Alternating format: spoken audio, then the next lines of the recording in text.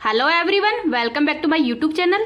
आज है 18 सितंबर और आज की क्लास के अंदर अपन जो आपकी फुल पत्ती वाली क्लास है उसका रिवीजन करेंगे। तो इस क्लास के अंदर आपका टाइम भी बच जाएगा और जो सर के द्वारा कंटेंट करवाया गया है उस पूरे कंटेंट का रिवीजन भी हो जाएगा। तो ये क्लास है वेरी इंपॉर्टेंट होने वाली है, तो प्लीज़ लास्ट तक क्लास को देखना है। तो चलो बिना देर की अब क्लास की शुरुआत करते हैं क्वेश्चन नंबर 1 से। द वर्ल्ड्स बेस्ट कंपनीज 2023 की सूची जारी की गई है। तो सूची जारी करता है टाइम मैगजीन के द्वारा ही ये सूची जारी की गई है और इसके अंदर 20वें के टॉप के अंदर ही एकमात्र भारतीय कंपनी है इन्फोसिस। तो इन्फोसिस का स्थान है 64वां और टॉप 4 के अंदर माइक्रोसॉफ्ट, एप्पल, अल्फाबेट और मेटा ये टॉप 4 के अंदर शामिल हैं। तो इनका नाम भी याद रख लीजिएगा। किस आधार पर ये रैंकिंग दी जाती है?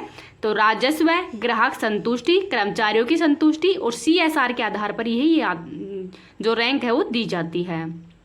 तो जो इन्फोसिस है इसके ब्रांड एम्बेसडर भी हाल में बनाया गया है। तो किन किन को बनाया गया है?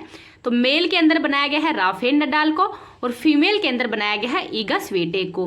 तो ईगा स्वीटेक है ये पोलैंड की खिलाड़ी है और दोनों का खेल है टेनिस। तो टेनिस से संबंधित है ये, तो इनको याद रख लीजिएगा। इस क्लास की PDF आपको टेलीग्राम पे मिल जाएगी। टेलीग्राम का लिंक इस वीडियो के ही कमेंट सेक्शन के अंदर पिन कर दूंगी, तो वहां से आप इसकी PDF प्राप्त कर सकते हैं। लास्ट के अंदर आज मैं वर्ल्ड ज्योग्राफी के अंदर जो महत्वपूर्ण चोटियां हैं, घास के मरुस्थल हैं, घास के मैदान, मरुस्थल, ज्वालामुखी, इनका भी रिवीजन करवा दूंगी। अगर आपके आने वाला एग्जाम है, जैसे राजस्थान के अंदर RS प्री का एग्जाम होने वाले 1 अक्टूबर को, तो उसके लिए वेरी इंपॉर्टेंट है ये क्लास।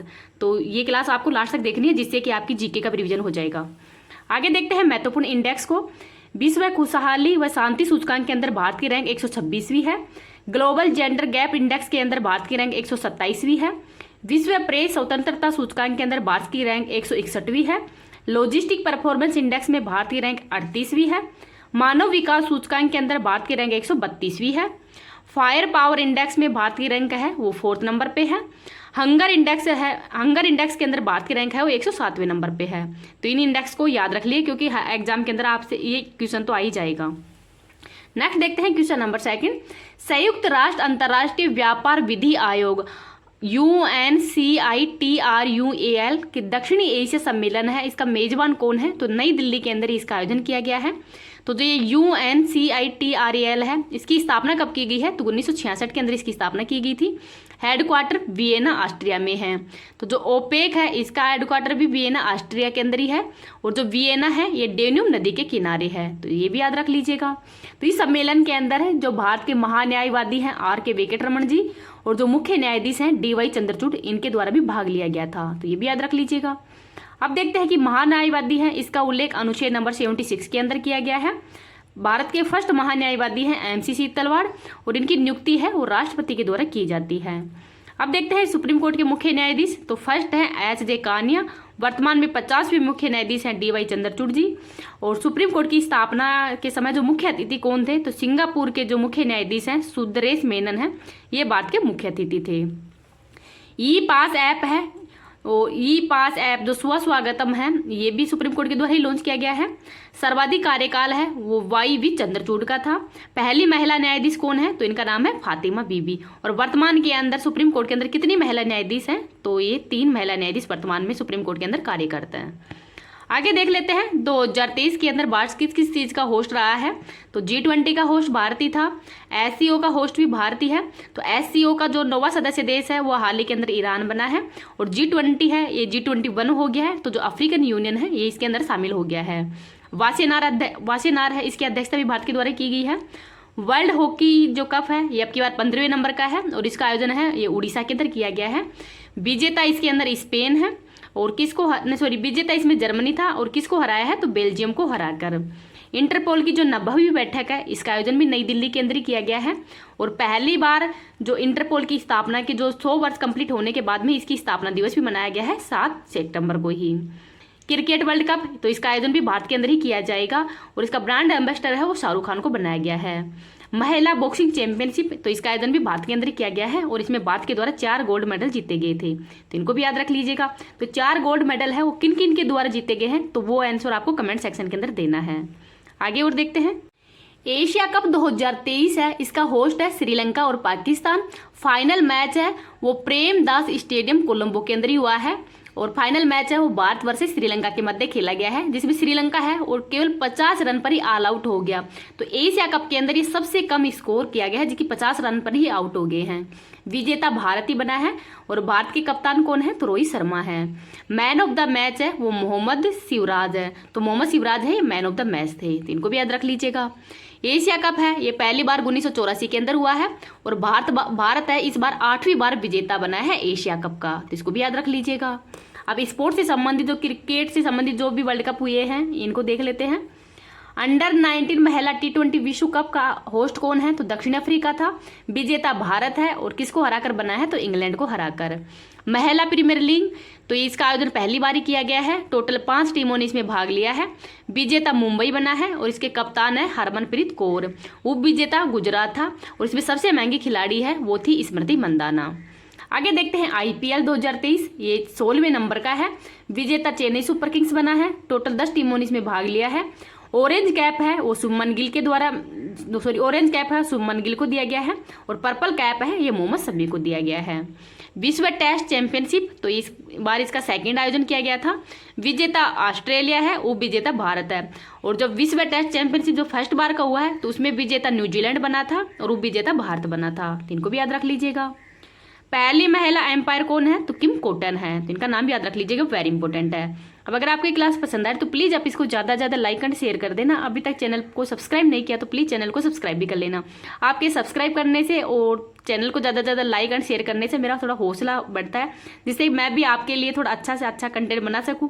जो सर के द्वारा करवाया जाता है वो तो करवाना ही है, इसके अलावा भी मैं थोड़ी कोशिश करती हूँ कि आपके थोड़ा जीके है वो भी स्ट्रॉन्ग हो जाए, तो इस वजह से थोड़ा अलग और पॉइंट है वो भी ऐड करती रहती हूँ। जैसे कि आज वर्ल्ड ज्योग्राफी है वो मैं करवाऊंगी, जिससे कि जीके है वो आपका स्ट्रॉन्ग हो जाएगा। आगे देखते हैं क्वेश्चन नंबर 4। विश्व ओजोन दिवस है ये कब मनाया जाता है? तो 16 सितंबर को मनाया गया है। तो 16 सितंबर 1987 को ही मॉन्ट्रियल प्रोटोकॉल हुआ था कनाडा के अंदर। किसके लिए हुआ है? तो ओजोन परत के संरक्षण के लिए हुआ था।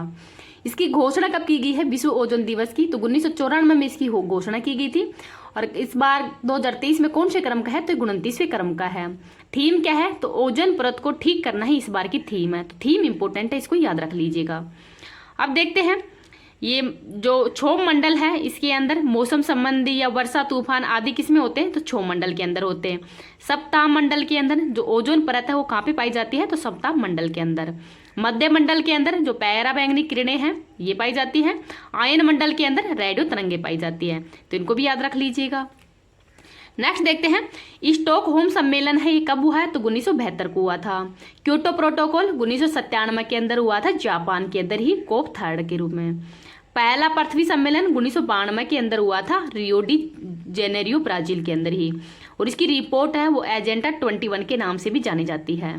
पेरिस सम्मेलन 2015 के अंदर हुआ था COP 21। तो पेरिस सम्मेलन के अंदर ही जलवायु परिवर्तन से संबंधित मतलब बहुत सारी बातें की गई थी। COP 27 का आयोजन मिस्र के शर्म अल शेख के अंदर हुआ है और COP 28 है इसका आयोजन है वो UAE के अंदर किया जाएगा 2023 के अंदर, तो इसको भी याद रख लीजिएगा। PM विश्वकर्मा योजना है इसकी शुरुआत की गई है 17 सितंबर 2023 को विश्वकर्मा की जयंती पर ही, और इस दिन ही प्रधानमंत्री मोदी जी का भी जन्मदिन है और इनके द्वारा इसका शुभारंभ किया गया है। इस योजना की घोषणा तो 15 अगस्त को ही कर दी गई थी, लेकिन अब इसकी शुरुआत है वो 17 सितंबर को की गई है। इस योजना का उद्देश्य क्या है? तो सस्ता लोन देना ही इसका उद्देश्य है। जो हमारे पारंपरिक शिल्पकार व कारीगर हैं उनको सस्ता लोन प्रोवाइड करवाना ही इस योजना का प्रमुख उद्देश्य है। तो इसके अंदर बजट रखा गया है 13,000 करोड़ रुपए का और इसमें 18 जो पारंपरिक व्यवसाय हैं इनको शामिल किया गया है। फर्स्ट चरण के अंदर 1 लाख रुपए दिए जाएंगे, सेकंड चरण के अंदर 2 लाख रुपए दिए जाएंगे और ब्याज की दर है वो 5% है, तो इनको भी याद रख लीजिएगा। 5% ब्याज की दर है। पहले चरण में 1 लाख रुपए और दूसरे चरण में 2 लाख रुपए। 13,000 करोड़ रुपए टोटल बजट रखा गया है। आगे देखते हैं अब बजट के अंदर अपन कौन कौन सी योजनाओं की घोषणा की गई है उनको भी देख लेते हैं। PM प्रणाम योजना भूमि प्रदूषण को कम करने के लिए शुरू की गई है। महिला सम्मान बचत पत्र योजना, इसमें 2 लाख रुपए दिए जाएंगे 7.5% ब्याज की दर पर ही 2 साल के लिए। मिष्टी योजना जो मैग्रो वनस्पति है उसके संरक्षण के लिए शुरू की गई थी। आयकर तो आपकी बार आयकर है उसकी जो 6 स्लैब थी उनमें से एक स्लैब को हटा दिया गया है जो 2.5 लाख से संबंधित थी, तो अब 3 लाख तक का जो कर है उसको कर मुक्त कर दिया गया है। अब वर्तमान में कितनी स्लैब है? तो 5 ही स्लैब हैं, तो इनको भी याद रख लीजिएगा। नेक्स्ट देखते हैं क्वेश्चन नंबर 6। प्रवर्तन निर्देशालय ईडी है, इसका आंतरिक निर्देशक है वो किसको बनाया गया है? तो राहुल नवीन को बनाया है। किसके स्थान पर? तो जो संजय कुमार है उनके स्थान पर राहुल नवीन को बनाया गया है। तो जो सुप्रीम कोर्ट है उसका ही हाल ही के अंदर एक निर्णय आया था कि जो सीबीआई व ईडी के जो निर्देशक हैं इनका कार्यकाल है वो 5 वर्ष से अधिक का नहीं होगा। तो जो संजय कुमार है इनका कार्यकाल है वो 5 वर्ष कंप्लीट हो गया था, इस वजह से ये अब हट गए हैं और इनकी जगह जो राहुल नवीन है इनको अंतरिम निर्देशक वो बना दिया गया है। अब देखते हैं कि जो ईडी है इसकी स्थापना 1956 में की गई है। हेडक्वार्टर नई दिल्ली के अंदर है और इसका कार्य क्या है? तो मनी लॉन्ड्रिंग को रोकना ही इसका प्रमुख कार्य है। सीबीआई तो इसकी शक्ति है वो दिल्ली पुलिस विशेष स्थापना एक्ट 1946 के अंतर्गत ही है। इसके वर्तमान में निर्देशक है परवीन सूद और फर्स्ट निर्देशक थे डीपी कोहली। नेक्स्ट देखते हैं सीवीसी, इसकी स्थापना संस्थानन समिति की सिफारिश पर की गई है। एक्ट है 2003 का। वर्तमान में मुख्य सतर्कता आयुक्त कौन है? तो प्रवीण कुमार श्रीवास्तव हैं, तो इनका नाम भी याद रख लीजिएगा। आगे देख लेते हैं क्वेश्चन नंबर 7। यूपीएजी पोर्टल है जो कि एकीकृत पोर्टल है, इसको लॉन्च किसने किया है? तो रमेश चंद्र के द्वारा ये पोर्टल है वो लॉन्च किया गया है। रमेश चंद्र है ये नीति आयोग के ही पूर्णकालीन सदस्य हैं। तो नीति आयोग के जो 4 पूर्णकालीन सदस्य होते हैं उनमें से एक रमेश चंद्र है, तो उनके द्वारा ये पोर्टल है वो लॉन्च किया गया है। तो पोर्टल को लॉन्च करने का उद्देश्य क्या है? तो जो कृषि सांख्यिकी है उसके लिए इसको लॉन्च किया गया है, जिससे कि कम लागत के अंदर ही बेहतर विश्लेषण प्राप्त किया जाए। आगे देखते हैं सरपंच संवाद ऐप है वो असम के अंदर इसको लॉन्च किया गया है और लॉन्च करने वाले कौन है? असम के राज्यपाल गुलाब चंद कटारिया जी। सीयू चैन यूजीसी के द्वारा लॉन्च किया गया है। सुस्वागतम व फास्ट ऐप है ये सुप्रीम कोर्ट ने लॉन्च किया है। ई समाधान पोर्टल ये भी यूजीसी जो विश्वविद्यालय अनुदान आयोग है उसके द्वारा ही इसको भी लॉन्च किया गया है, तो ये भी याद रख लीजिएगा। आगे देखते हैं क्वेश्चन नंबर 8। मुख्यमंत्री संपूर्ण पुष्टि योजना और पद पुष्टि योजना है, इन दोनों योजना की शुरुआत ही उड़ीसा के सीएम नवीन पटनायक जी के द्वारा ही की गई है। तो जो पद पुष्टि योजना है इसका संबंध है जो आदिवासी और दूर दराज के बच्चे हैं उनके पोषण के लिए ये योजना शुरू की गई है। और जो मुख्यमंत्री संपूर्ण पुष्टि योजना है ये महिला बच्चों किशोरियों इनके लिए ही पोषण के लिए योजना शुरू की गई। तो इसमें महिला बच्चे ये शामिल हैं और इसके अंदर जो आदिवासी या दूर दराज के बच्चे हैं उनको इस योजना के अंतर्गत शामिल किया गया है, इसको भी याद रख लीजिएगा। पोषण बजट पेश करने वाला पहला राज्य कौन सा है? तो उड़ीसा ही है। गारंटी बजट पेश करने वाला पहला राज्य कर्नाटक है और कर्नाटक के सीएम है सिद्धरमैया। रेल बजट व आम बजट का विलय है वो 2017 के अंदर ही विवेक देवरोय समिति की सिफारिश पर किया गया है। और अलग कब किया गया था? तो 1921 के अंदर ही एकवर्त कमीशन की सिफारिश पर रेल बजट को आम बजट से अलग कर दिया गया था, तो इसको भी याद रख लीजिएगा। आगे देखते हैं question number 9। Statue of oneness का लोकार्पण है वो कहाँ पे किया गया है? तो मध्य प्रदेश के ओंकारेश्वर के अंदर ही जो महादाता पर्वत है वहां पर इसका लोकार्पण वो किया गया है मध्य प्रदेश की सीएम के द्वारा ही। तो यहाँ पर किसकी प्रतिमा है? तो आदि शंकराचार्य की प्रतिमा है। कितने फीट ऊंची है? तो 108 फीट ऊंची है। और जो वन नेस है इसका अर्थ क्या होता है? तो एकता की प्रतिमा, ये इसका अर्थ होता है, जिसको भी याद रख लीजिएगा। जो ओंकारेश्वर बांध है ये नर्मदा नदी पर ही है, तो इसको याद रख लीजिएगा। अब महत्वपूर्ण जो स्टेच्यू हैं इनको भी देख लेते हैं। स्टेच्यू ऑफ यूनिटी तो ये सरदार वल्लभ भाई पटेल की प्रतिमा है, केवड़िया गुजरात के अंदर ही। स्टेच्यू ऑफ पीस ये पाली राजस्थान के अंदर है।